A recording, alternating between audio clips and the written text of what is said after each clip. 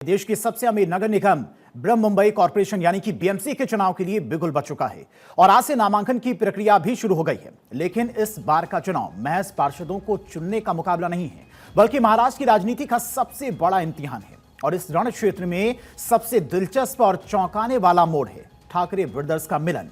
करीब 2 दशकों की राजनीतिक कड़वाहट और मातोश्री से शिवतीर्थ की दूरियों को दरकिनार कर उद्धव ठाकरे ने अपने भाई राज ठाकरे की ओर से दोस्ती का हाथ बढ़ाया है। हालांकि अभी कड़वाहट पूरी तरह से खत्म नहीं हुई है, क्योंकि उद्धव की पार्टी और राज ठाकरे की पार्टी के बीच बीएमसी चुनाव के लिए गठबंधन का ऐलान नहीं हो पाया है। उद्धव ठाकरे के लिए यह चुनाव करो या मरो की तरह है, क्योंकि पार्टी के विभाजन और सत्ता गंवाने के बाद बीएमसी ही उनका वो आखिरी अभेद्य दुर्ग है जिसके गिरने का मतलब राजनीतिक अस्तित्व पर संकट हो सकता है।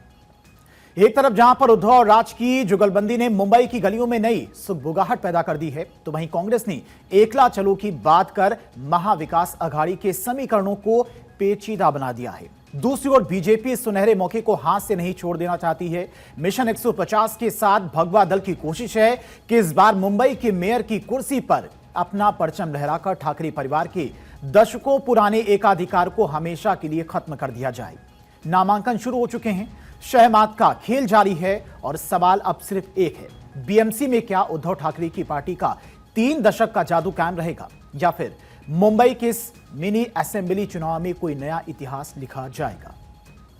मुंबई से इसी खबर पर तमाम और जानकारी के साथ में हमारे सहयोगी सत्यप्रकाश हमारे साथ जुड़ गए हैं। सत्यप्रकाश, निकाय चुनाव तो हो गए और निकाय चुनाव में जो प्रदर्शन रहा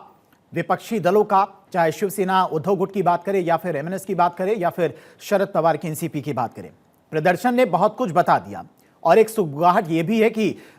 जो ठाकरे ब्रदर्स हैं वो साथ में आने वाले, लेकिन जो चुनाव के नतीजे सामने आए हैं उसके बाद सब कुछ ठीक तरह से चलता हुआ दिखाई देता नजर नहीं आ रहा है। बिल्कुल, देखिए जिस तरह की महाराष्ट्र निकाय चुनाव में जो रिजल्ट आया है, जाहिर तौर पर उद्धव ठाकरे की जमीन जो है खिसकी है और यही वजह है कि ठाकरे बंधुओं का गठबंधन एक मजबूरी बन चुका है और जिसको लेकर लगातार मंथन हो रहा है। पिछले 3 दिनों से ठाकरे बंधु अलग अलग जगहों पर बैठक कर रहे हैं, मुलाकात कर रहे हैं। कभी राज ठाकरे पार्टी से जुड़े हुए लोग जो है उद्धव ठाकरे के खेमे मातोश्री पर जाकर बैठक करते हैं, तो कभी संजय राउत राज ठाकरे के घर पर जाकर बैठक करते हैं। 3-3 घंटे बैठक होती है, लेकिन अब तक गठबंधन होगा या नहीं इस पर संशय बरकरार है। लेकिन जानकार यह मानते हैं कि दोनों ठाकरे बंधुओं की गठबंधन एक मजबूरी बन चुकी है, क्योंकि जिस तरह का वर्चस्व भारतीय जनता पार्टी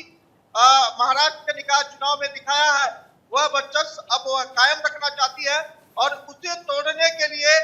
महाविकास अघाड़ी को एकजुट होना पड़ेगा।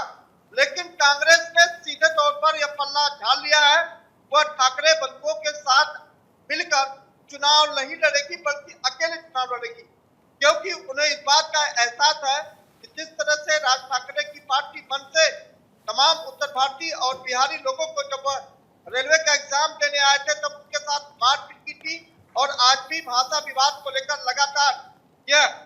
खबरें आती रही है कि कैसे जो है ठाकरे बंधु और मनसे के लोग जो है उत्तर भारतीयों को पीटते हैं, उस पर भी सवाल बरकरार है। इसलिए महानगर पालिका चुनाव में कांग्रेस ठाकरे बंधुओं को अलग होकर चुनाव लड़ने की घोषणा कर दी है। अब कांग्रेस की यह पेशकश है कि क्या शरद पवार उनके साथ चुनाव लड़ सकते हैं या नहीं, लेकिन आज सुप्रिया सुले ने इस पर भी पूर्ण विराम लगा दिया, यह स्पष्ट कर दिया कि कांग्रेस की यह घोषणा है वह अकेले चुनाव लड़ेगी। लेकिन सभी दल यह चाहते हैं कि सभी दल मतलब महाविकास अघाड़ी मिलकर एक साथ मुकाबला करे, जिसमें भारतीय जनता पार्टी महायुति को पटकनी दी जा सकती है। लेकिन यह ठाकरे बंधुओं के लिए एक बड़ा सवाल है, एक अग्नि परीक्षा भी है कि क्या अकेले दम पर ठाकरे बंधु मिलकर भारतीय जनता पार्टी महायुति को शिकस्त दे सकते हैं या फिर महायुति मिलकर अपना जो है परचम लहराएगी और अपना महापौर जो है अपने दम पर लाएगी। यह आंकड़ा भी बेहद दिलचस्प होगा। फिलहाल आज और कल का दिन बेहद खास होने वाला है, क्योंकि अब तक किसी भी पार्टी की तरफ से किसी भी सीट को लेकर खुलासा नहीं किया गया है, लेकिन उम्मीद लगाई जा रही है कि महाविकास अघाड़ी के जो घटक दल है उनकी तरफ से यह घोषणा जरूर आज शाम तक हो सकती है। खासकर ठाकरे बंधु यह घोषणा कर सकते हैं वह किसे अपना उम्मीदवार मानकर उन्हें चुनाव में मैदान में उतारने वाले हैं।